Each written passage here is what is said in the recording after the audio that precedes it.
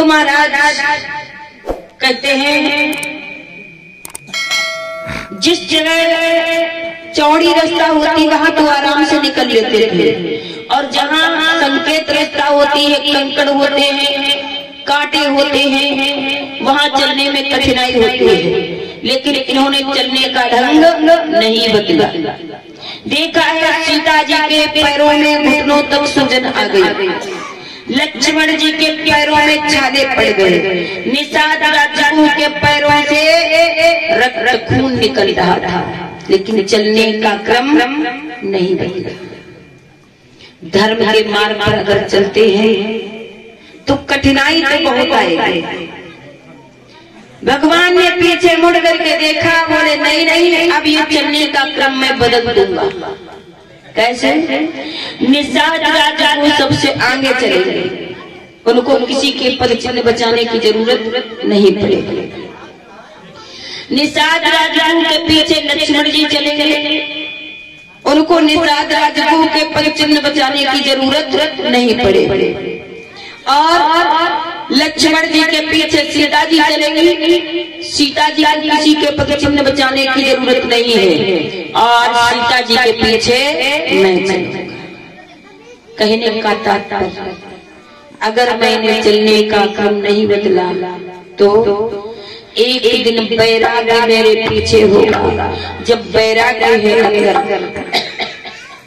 जब बैराग्य है, लोभ नहीं है, लालच नहीं है, छल नहीं है, कपट नहीं है, झूठ नहीं है, तो भक्ति कभी छोड़ नहीं सकती है।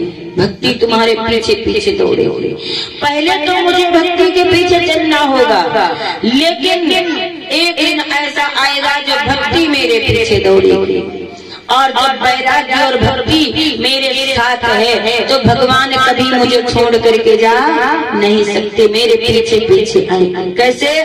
जैसे जब कोई व्यक्ति सूर्य की ओर बढ़ता है, जब सूर्य की ओर चलता है तो छाया कभी पीछा छोड़ती है? कभी नहीं पीछा छोड़ती है। तो जैसे सूर्य की ओर कोई लोग बढ़ते हैं, छाया पीछा नहीं छोड़ती है, उसी प्रकार से अगर हम भगवान की ओर बढ़ते हैं तो भगवान कभी मुझे नहीं छोड़ सकते। लेकिन पहले शुरुआत किसको करनी पड़ेगी? भगवान को या मुझे? पहले शुरुआत मुझे करनी होगी, बाद में भगवान मेरे पीछे चलेंगे, कभी नहीं छोड़ सकते। चलते चलते जाते हैं और जाकर के जब सुतीक्षण ऋषि के आश्रम पर पहुंचे हैं। सुतीक्षण ऋषि कौन थे? ये अगस्त्य मुनि के शिष्य थे। सुतीक्षण ऋषि छोटे थे, बाल्यावस्था से अगस्त्य मुनि के आश्रम पर रहते थे, और अगस्त्य मुनि शालिग्राम की सेवा करते हैं। एक दिन अगस्त्य मुनि ने सुतीक्षण ऋषि से कहा, बेटा देखो, मैं कहीं तीर्थ पर जाऊंगा और मेरे शालिग्राम की सेवा तुम करियो। सुतीक्षण ऋषि शालिग्राम की सेवा करते हैं। एक दिन शालिग्राम को लेकर के स्नान करवाने जा रहे थे तो देखा है जामुन का पौधा खड़ा हुआ, पके पके जामुन लगे। सोचने लगे ये जामुन में खाऊंगा, लेकिन वहाँ इधर उधर देखा, जामुन तोड़ने वाला को दिखाई नहीं दिया। सोचने लगे ये जो शालिग्राम है, किसी से जामुन तोड़ लो। महाराज जब शालिग्राम उठा करके जामुन के पौधे पर मारे तो जामुन तो गिर गई, लेकिन शालिग्राम गायब हो गए। शालिग्राम कहीं दिख नहीं रहे। अब सुतीक्षण ऋषि सोचे क्या करें, गुरुजी तो नाराज होंगे। तो सुतीक्षण ऋषि ने उसी में से एक जामुन, कहते हैं शालिग्राम जो होते हैं वो दिखने में जामुन जैसे होते हैं, बड़े से, तो बड़ा सा जामुन खाया और सिंहासन में रख लिया। लौट के आए।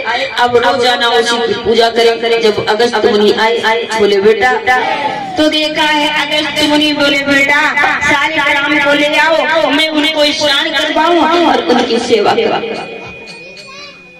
सुतीक्षण ऋषि लेकर के आए शालिग्राम, और अगस्त्य मुनि ने लिया शालिग्राम को, और जब जल डाला, स्नान करवाना चाहा तो महाराज पका जामुन था, और छिलका उसका अलग हो गया। बोले क्यों रे, ये कैसे शालिग्राम है? तो सुतीक्षण ऋषि ने कहा क्या बताओ नरदेव, जब से तुम गए तब से खूब खींच करके सेवा करी ना, घिस घिस चंदन घिस घिस पानी शालिग्राम गली गया ना जाने। तो सुतीक्षण ऋषि ने कहा दुष्ट, तूने मेरे शालिग्राम को खो दिया है, जा तू निकल जा मेरे आश्रम से। जिस दिन मेरे शालिग्राम को, मेरे राम को लेकर के आओगे, उस दिन मैं तुझे स्वीकार करूंगा। सुतीक्षण ऋषि गए, अब इधर उधर ढूंढते हैं शालिग्राम को। कहाँ हो राम, कहाँ हो राम, कहाँ हो राम? बैठ गए एक पेड़ के नीचे।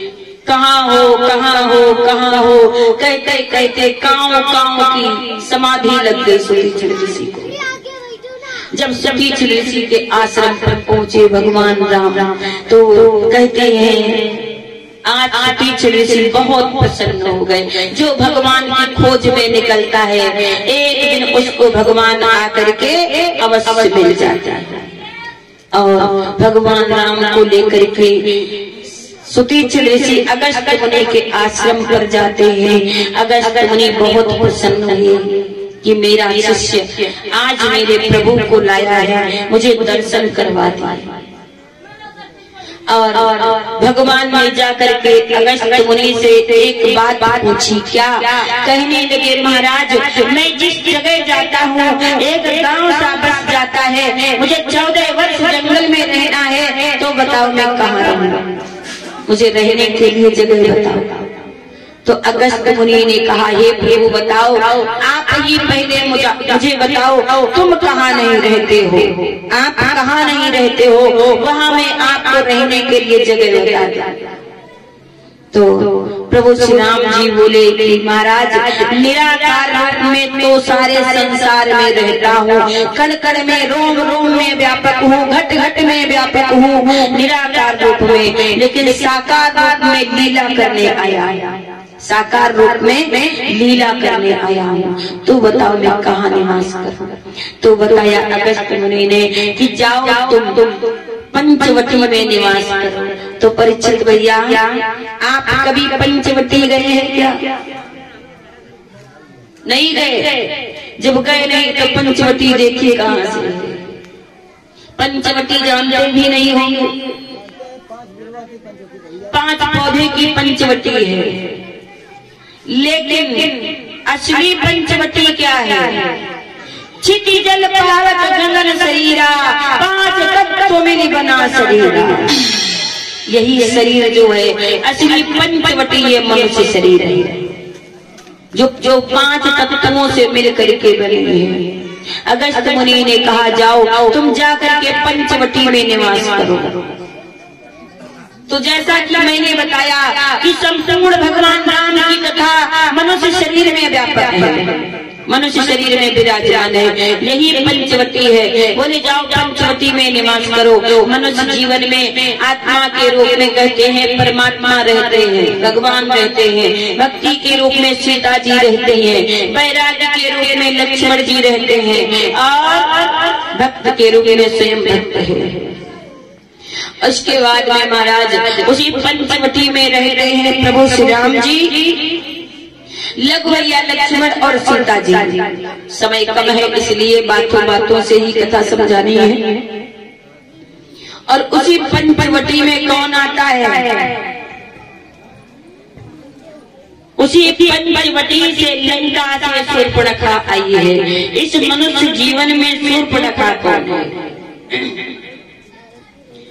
इस मनुष्य जीवन में शूर्पणखा, ये जो विषय वासना है यही शूर्पणखा है।